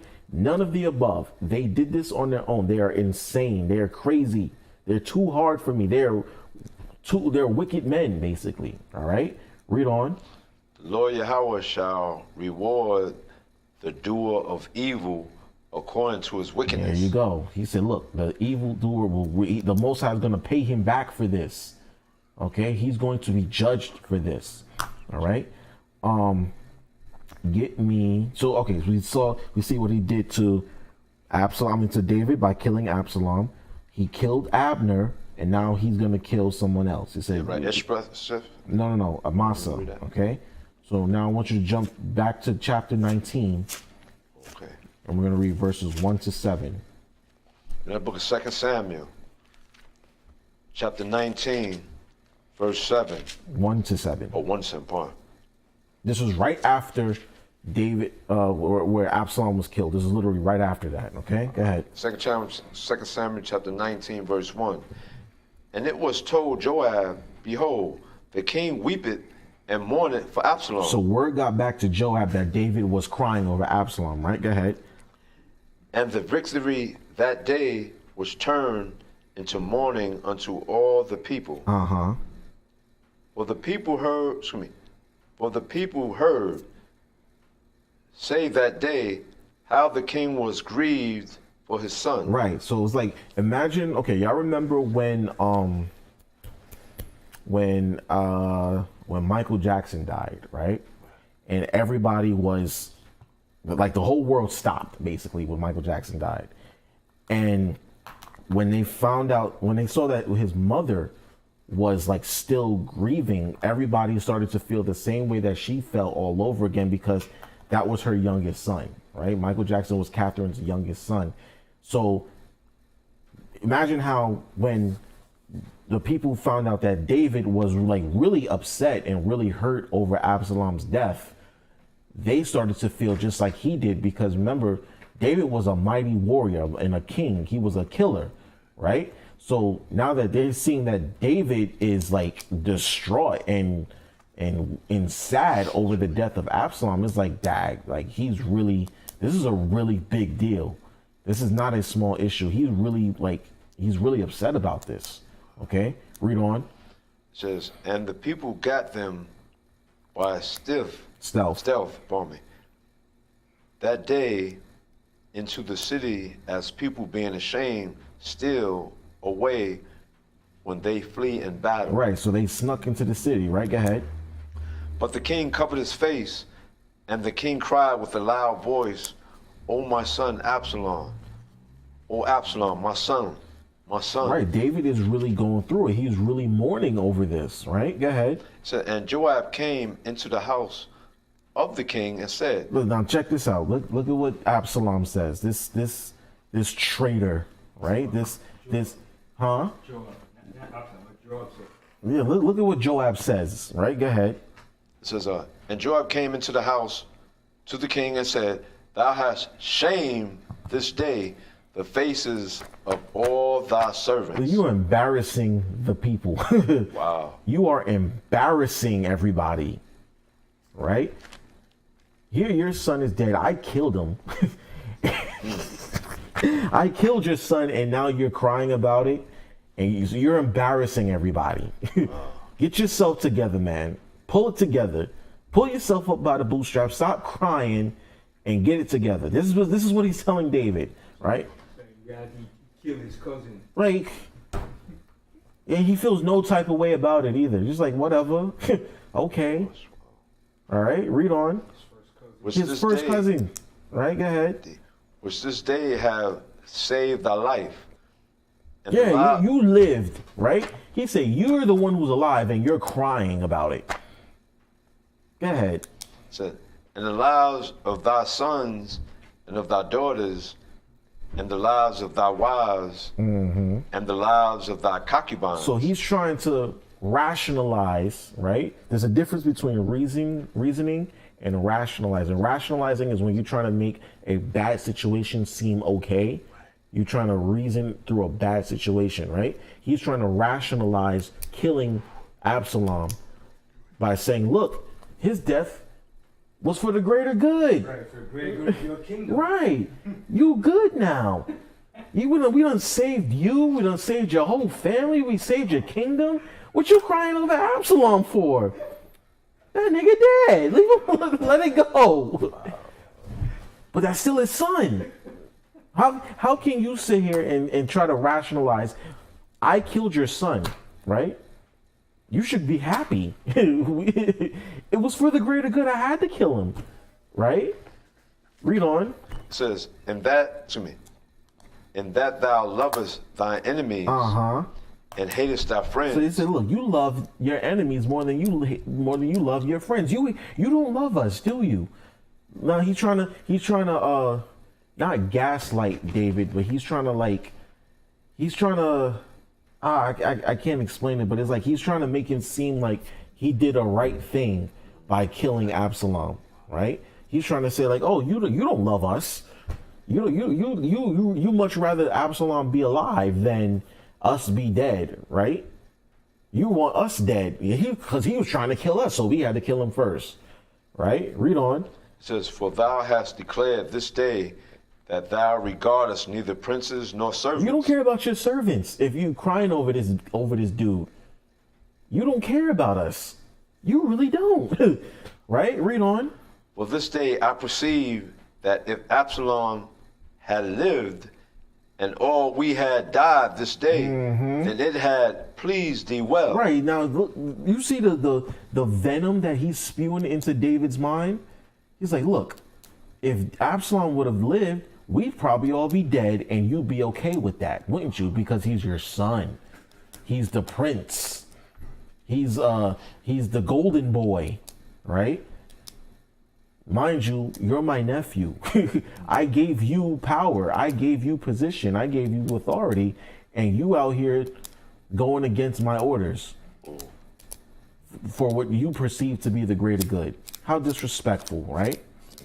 Read on. It says, now therefore arise, go forth, and speak comfortably unto thy servants. For I swear by the Lord Yahweh, if thou go not forth, there will not tarry one with thee this night. He said, look, you got to go out there and you got to show strength to the people, because if you don't, if you stand up there crying like a little B word, then then no one's going to stay with you. They're all going to turn their back on you. They're going to think that you're weak. Okay. They're going to think that you've gone soft. They're going to think that you're not fit to be king. Right. These are the things that he's telling David to try to justify killing Absalom. Right. Read on. and that will be worse unto thee than all the evil that befell thee from thy youth until now. Right, he said that's going to be worse than anything you've ever experienced to this day. Right? Now, jump down to verse 11. Verse 11. And King David sent to Zadok and to Abiathar, the priest, saying, Speak unto the elders of Judah, saying, Why are ye the last to bring the king back to his house? Go ahead. Seeing the speech of all Israel is come to the king, even to his house. Go ahead. Ye are my brethren, ye are my bones and my flesh. Wherefore then are ye that last to bring back the king? Right. They said, why did the king come back last? Right. Go ahead. It says, and say ye to Amasa. Remember Amasa. Right. Amasa. Remember when David told Solomon, look, make Joab's life a living hell, because remember what he did to me, what he did to Abner, and what he did to Amasa. Right. Go ahead. Said, art thou not of my bone and of my flesh? Right. Aren't we family? Go ahead. Most high power do so to me, and more also, if thou be not captain of the host before me continually in the room of Joab. Oh, so see what happened now. After this incident, Joab was replaced. Joab was replaced by Amasa. So now, do you think this is going to go over well with Joab? I don't think so. I don't think so. Okay? He's decided to replace Joab. He said, look, Joab he's crazy. Remember, he said the sons of Zeruiah, my nephews, they're too hard for me. They're doing too much, right? Read on. It says, and he bowed the heart of all the men of Judah, even as the heart of one man, right? So that they sent this word unto the king, return thou and all thy servants. Okay, so remember, Joab was replaced by Amasa, right? So I want you to jump to chapter 20. And I want you to start at verse 8. Reading out of 2 Samuel chapter 20, verse 8. When they were at the great stone, which is in Gibeon, Amasa went before them, and Joab's garment that he had put on was girded unto him, and upon it a girdle with a sword fastened upon his loins, and the sheath thereof. And as he went forth, it fell out. Right. So what happened was David told Amasa to start assembling the troops, right? But Amasa stayed longer than he was supposed to. Okay, when you read verses 1 to 7, right? Go ahead. And Joab said unto Amasa, art thou in health, my brother? Right. So Joab went after Amasa, right? He started to chase him, right? And he caught up to him and he had a sword tucked away in his girdle, right? What do you think he's going to do with that sword? Right? We're about to find out. Read on. It said, and Joab took Amasa by the beard and with the right hand to kiss him. Right. So he said, he walked up to him and put his hand up to him, and like kind of like how Judas did Yahushua. In fact, we're gonna get that real fast. Get me Matthew chapter 26. And we're gonna read, I think, verses 46 to 70. I mean, 46 to Matthew 50. chapter 26. Hold on, let me get there first. Matthew 26, and I want you to read verse 47. Yeah, 47 to 50. Right. We're in the book of Matthew chapter 26, verse 47. And while yet spake, lo, Judas, one of the 12, came and with him a great multitude with swords and staffs from the chief priests and the elders of the people. Actually, you know what? Go to Luke 22, verses 47 and 48. That's a better. 22, 47? Uh-huh. All right. We had the book of Luke. Chapter, you said 42, right? 22. 22. Verse 47, yes. Yeah, 12, pardon me. In the book of Luke, chapter 22, verse 47. And while he yet spake, behold, a multitude, and he that was called Judas, Right. one of the 12, went before them, Uh-huh. and drew near unto Yahushua to kiss him. Right. He said he drew near to Yahushua to kiss him on the cheek, right? Because that's how we used to greet each other, right? Go ahead. But Yahushua said unto him, Judas, betrayest thou the Son of Man with a kiss? You're going to betray me with a kiss? Really? That's how you do? You're going to greet me like a brother, basically. That's how you're going to, because typically you would, just send them like, yeah, there you go, right there. That's him. Get him. But no, Judas came up to him, brother, master, rabbi. You know what I mean? And this is how, bless you, this is how Joab came up to Amasa. He treated him, he greeted him like a brother, but not, he had a sword in his hand, right? Let's go back. Read on, he said? No, go back. Go back to 2 Samuel. Yeah. 2 Samuel 20 and I think I started off 9. at Verse 9. Verse 9, okay, yeah. Verse 9, it says in 2 Samuel chapter 20, verse 9, it says, And Joab said unto Amasa, art thou in health, my brother? Uh-huh. He said, look, are you good? Are you okay? You all right? Go ahead. Said, and Joab took Amasa by the beard with the right hand to kiss him. Right. He put his hand on his face and, leaned in for a hug and a kiss. But this is what happens, right? Go ahead.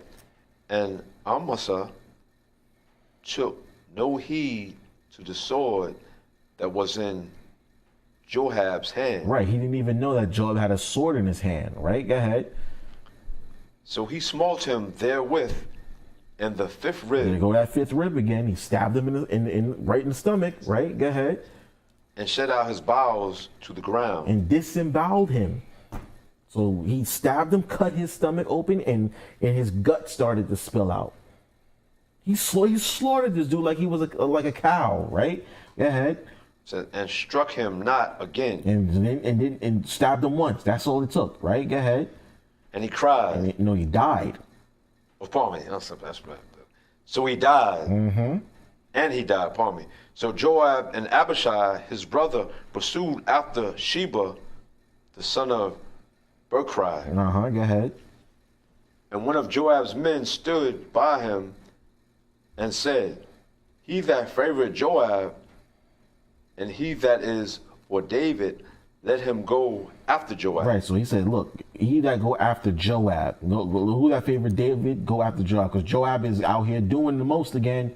All right, go ahead. It said, Verse 12. And Amasa swallowed in blood in the midst of all the highway. Right, in the midst of the highway. So Joab killed him in the middle of the street in broad daylight. And Amasa is basically in a pool of his own blood with his guts in his hand. Okay? Who knows how much pain he was in? Right? So he's just lying in the middle of the street with his guts spilling out. Right? Go ahead. It says, and when the man saw that all the people stood, and when the man saw that all the people stood still, he removed Amasa out of the highway into the field and cast a cloth upon him. When he saw that everyone that came by him stood still. So they stopped and looked. They were like they were shocked at what they were seeing. This man is lying dead in the middle of the street with his gut spilling out. So this stranger picks him up, wraps a cloth around him, and puts him on the side of the highway so that way people can, that he can have at least an honorable burial. Go ahead. When he was removed out of the highway, all the people went on after Joab Right. Go ahead. to pursue after Sheba, the son of Berchai. Right. So you saw that Joab just killed this man in cold blood and slew him and left him to die in the middle of the street for the buzzards. Right. With his guts all out and whatnot. You can't be doing that. Joab is a evil man. Okay. Went rogue a couple of times, killed the king's son against his orders, and said, nah, he has to die. So remember what we read earlier. David told Solomon he has to die. Joab has to die, because when we're going to jump ahead, but we're going to we're going to know that eventually Solomon becomes king after Adonijah. Adonijah tried to usurp the throne after David dies, right?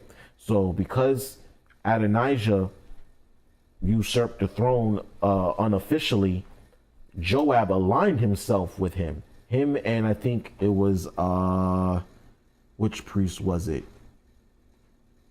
Abiathar the priest aligned himself with Adonijah, and Adonijah, once Nathan and Bathsheba caught wind of it, they tried to make Solomon the king quickly, and David signed off on it.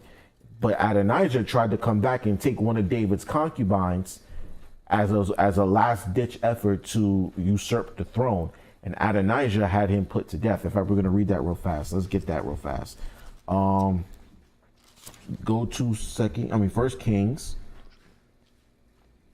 And I want you to read chapter 2.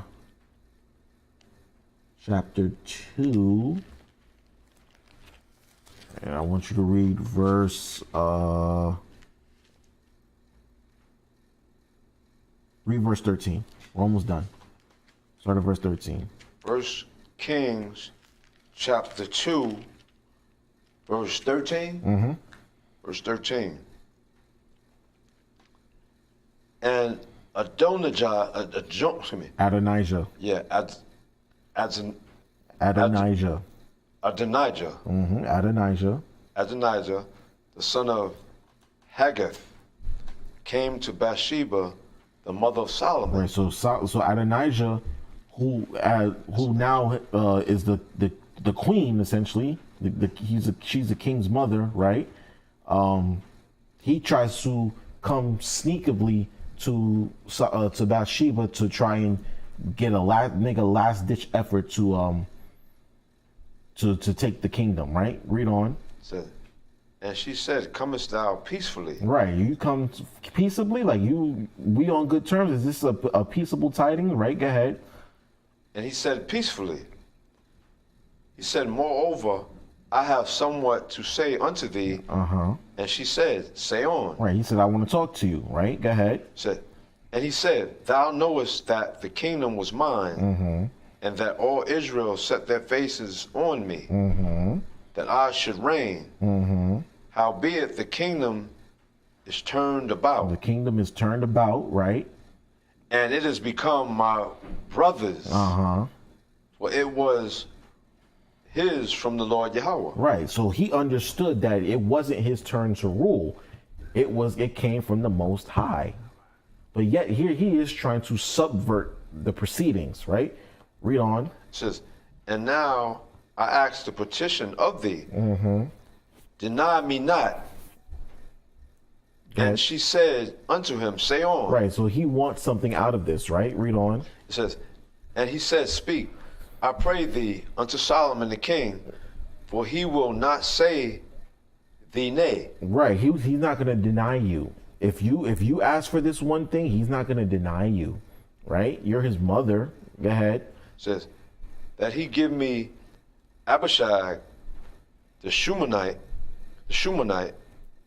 to wife." Right, because if you read chapter 1, you'll see that David was dealing with some health issues, and they hired a Shumanite woman to come and minister to him, right? She became a concubine, essentially, but he didn't lay with her. Now that David's dead, he's asking for her, right? Go ahead. Says, and Bathsheba said, well, I will speak for thee unto the king. Right. She said, okay, I'll go ask the king. Go ahead. Says, Bathsheba therefore went unto the king. Bathsheba therefore went unto King Solomon to speak unto him for Adonijah, Tawada. And the king rose up to meet her, and bowed himself unto her, and sat down on his throne, and caused a seat to be set for the king's mother. And she sat on his right hand. Go ahead. Then she said, I desire one small petition of thee. Right. I pray thee, say me not nay. And the king said unto her, ask on, my mother, Right. for I will not say thee nay. Right. He's not going to deny his mama. That's his mom's, right? I'm not going to tell you no. Go ahead. It says, and she said, let Abishag, the Shunammite, be given to Adonijah. Adonijah. Adonijah.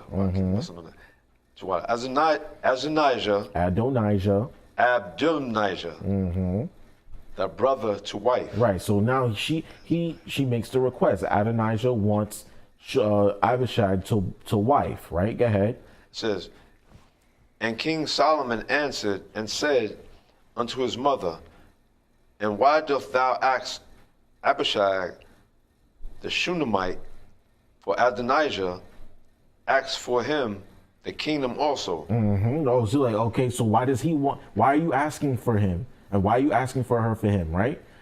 He wants the kingdom also, right? For he's my older brother, even for him and for, go ahead. It says, ask for him the kingdom also, for he is mine elder brother. Right, go ahead. Even for him and for Abiathar, the priest, and for Joab, the son of Zeruiah. Right, so he knows that if he starts to ask for her, she's going to ask for Abiathar, the priest, and he's going to ask for Joab. Right, go ahead. It says, the king Solomon swear by the Lord Yahweh, saying, Most High Power, do so to me. And more also, if Adonijah, pardon me, have not spoken this word against his own life. Right, he said, look, Adonijah done sealed it. He's just signed his own death warrant. That's basically what he just did. Adonijah has spoken his own word against his life. Adonijah's going to die. He's going to get put to death. Right, go ahead. It says, now therefore, as the Lord Yahweh liveth, which hath established me and set me on the throne of David, my father, and who have made me an house as he promised. Right. Adonijah shall be put to death this day. He said Adonijah must die today. Adonijah he's getting out of pocket. He's out of pocket now. He's trying to usurp the throne. He's trying to stage a coup. That's the word I was looking for. He's trying to stage a coup now by asking for Abishag to wife. Then he's going to ask for Abiathar the priest, and he's going to ask for Joab the captain. Right, so he has the priest and the captain and one of the king's wives. Oh no, he has to die. He's plotting. Now I gotta kill him. Right.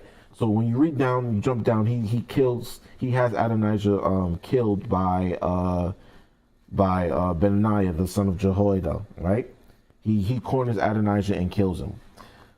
Jump down to 28 because this is the end of Joab as we see here. Right. Go ahead. Verse 28. It says, then tidings came to Joab, for Joab had turned after Adonijah. Right.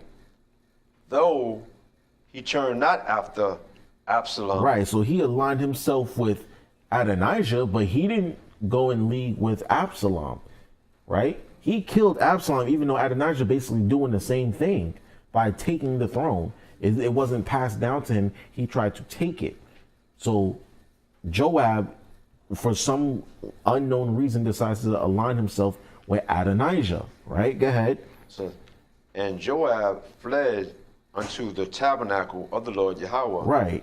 Go ahead. And caught hold on the horns of of the altar. Right. So this was obviously before the temple was built, when we still had the tabernacle. So he tried to run to the tabernacle and stood there and stood his ground. Right. Go ahead. Said, and it was told King Solomon that Joab was fled unto the tabernacle of the Lord Yahweh, and behold, he is by the altar. Then Solomon sent Benaiah, the son of Jehoiada, saying, Go, fall upon him. Right, go, kill him. Go ahead, kill him. Kill him. He's dead. Kill him. He's got to go. Right, go ahead. Said, and Benaiah came to the tabernacle of the Lord Yahweh and said unto him, Thus said the king, Come forth. Right, he said, look, you got basically surrender. All right, you're cornered. You're backed into a corner. Surrender now. Okay, go ahead. And he said, Nay, but I will die here. He said, nope, I'm not going up. I'm not going back to the palace. I'm not going back to the king's house. I will die where I stand. All right, go ahead. And Benaiah brought the king a word again, saying, Thus said Joab, and thus he answered me. Right, he said, look, I told him to come. I gave him orders.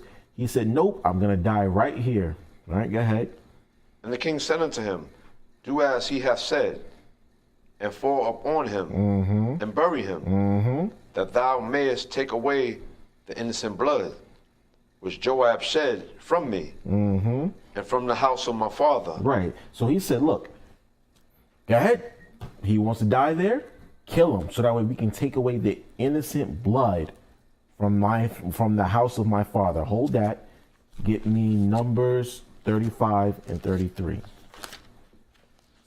35 and 33? Yes, sir. Sure, right, Numbers.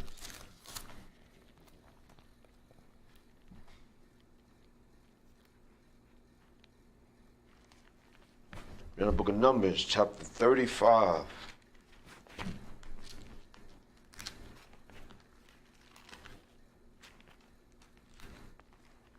Pardon me. Numbers 35. Because remember, David said, look, as long as Joab lives, let his whole family line be cursed. Right? Read that. 35, we said 23, no?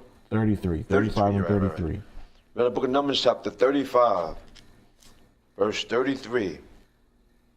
So ye shall not pollute the land wherein ye are, for blood, it defileth the land. Blood defiles the land. When we spill blood, the land is defiled. Remember when Which one? Cain. Yes, thank you. When Cain killed Abel, blood right? cried up. The Most High said, look, He was gonna go his blood is crying to me from the ground. Yeah. Right? So we know that blood defiles the land, right? Read on. It says, me. So you shall not pollute the land wherein ye are, for the blood, for blood it defileth the land, and the land cannot be cleansed of the blood that is shed therein. Right. So the land cannot be cleansed of the blood that is shed, right? Unless what? But by the blood of him that shed it. There you go. So in order for the blood of, remember, Joab murdered, right? He murdered Absalom. He executed him in cold blood. He murdered Amasa, and he murdered Abner in cold blood, unjustly. So now the blood from them is still defiles the land of Israel until Joab is put to death. And the land cannot be cleansed. And Solomon knows this. He's like, look, we have to get that stain off of us. And we can only do that when Joab is put to death. Right? Is that it on that? Yeah, I was in that scripture. All right, now jump to Deuteronomy chapter 19, verse 11. Deuteronomy 19, verse 11. Read the book of Deuteronomy. Chapter 19. Start at verse 10. Verse 10. We're in the book of Deuteronomy, chapter 19, verse 10. That innocent blood be not shed in the land, which the Lord Yahweh, thy most high power, giveth thee for an inheritance, and so blood be upon thee. Right. So we not supposed to shed innocent blood. Abner was innocent blood. Amasa was innocent blood. Absalom was not necessarily innocent blood, but he was given orders not to be killed. Okay, so in a sense, he does have innocent blood. His blood is innocent. Okay, because he was told to be spared. All right, read on. It says, but if any man hate his neighbor, Right. and lie in wait for him, and rise up against him, Right. and smite him mortally, that he die. And did not Joab do these things? Did Joab not lay in wait for Abner and Amasa? Did he not sneak up on them? Did he not pull Abner to the side and say, let me holler at you for a couple seconds, and then smote him under the fifth rib? Did he not chase after Amasa and slew him in the middle of the street in an open field in broad daylight? Right? Go ahead. And fled into one of these cities. Right. These are talking about the refuge cities, right? If you accidentally killed someone, there was supposed to be some refuge cities set up. That way you couldn't be touched, right? But this is not applied to Joab. Joab did this in cold blood because he went rogue, right? Go ahead. It says, verse 12, then the elders of his city shall send and fetch him thence. Right. And deliver him into the hand of the avenger of the blood. Right. That he may die. And that was the distinction. So the refuge cities were for those people who accidentally killed someone. This is talking about someone who you murdered, right? Remember it says, if any man hate his neighbor and lie in wait for him, that's the difference, right? And he tried to run to the city. No, sir, no. You cannot stay here. The elders of the city were supposed to hand him over, right? They were supposed to hand that man over. They wasn't supposed to keep him hidden because he shed innocent blood in cold blood. That's what it's talking about. If any man hate his neighbor and lie in wait for him, right? And smite him mortally. This is a completely different scenario. This is what Joab did. All right, read on. Verse 13, it says, thine eyes shall not pity him. You ain't supposed to pity him at all. You're supposed to hand him over gladly. Right? Go ahead.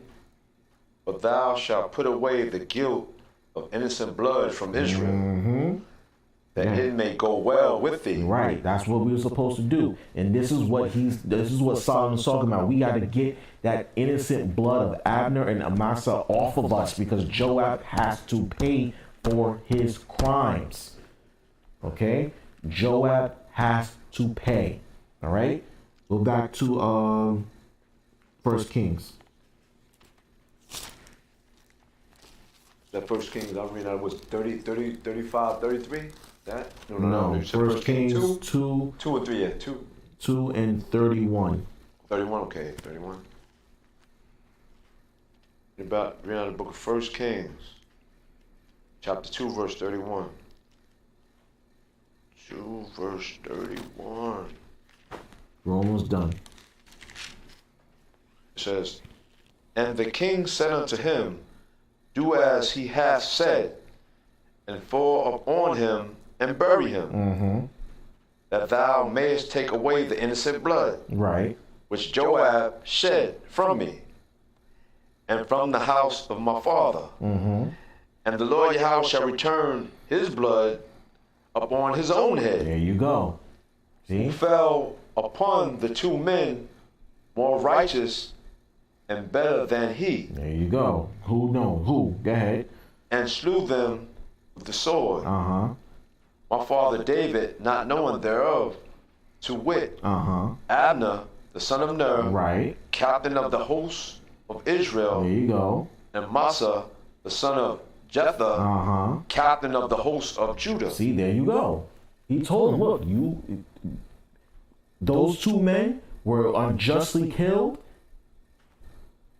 He has to pay for those things. And his blood is returned back onto his head. He met his end, right? Read verse 33. It says, their blood shall therefore return upon the head of Joab, and upon the head of his seed forever. Right. But upon David, and upon his seed, and upon his house, and upon his throne, shall there be peace forever from the Lord Yahweh. There we go. So he said, look, their blood is paid for. Their blood is paid back. Okay. The I forgot the Vikings. They had a whatchamacallit, a custom called blood payment, where if you take one of theirs, they take one of yours. You know what I'm saying? And this is kind of a similar situation. Joab's blood was paid, okay, because of the blood that he shed. And that's what he gets, right? Now read verse 34 and we're going to wrap that up. Yes, sir. Verse 34 says, so Benaiah, the son of Jehoiada, went up and fell upon him and slew him. And slew him, right? Go ahead. And he was buried in his own house in the wilderness. Right. So Joab was killed, put to death, and that was vengeance. All right. That was a righteous killing. All right. Because Joab had to be put to death. He had to pay for his crimes. All right. So I hope your brothers and sisters got something out of the lesson. Don't be a Joab, and and check to see the people in your circle if you have Joabs in your circle. Okay. Because just because he's your nephew, just because he's your family, doesn't mean that he's righteous. Right? Just because he's a powerful man and a warrior doesn't mean that he's a good man. Okay? So, brothers and sisters, check your circles. Check the people you put in charge. All right? Check your families. Check their spirits and see, look, you got that Joab spirit? You don't want that. You don't want that around, right? With that, I say shalom. Ben, wrap this up. Always a good class. Excellent. Oh, man.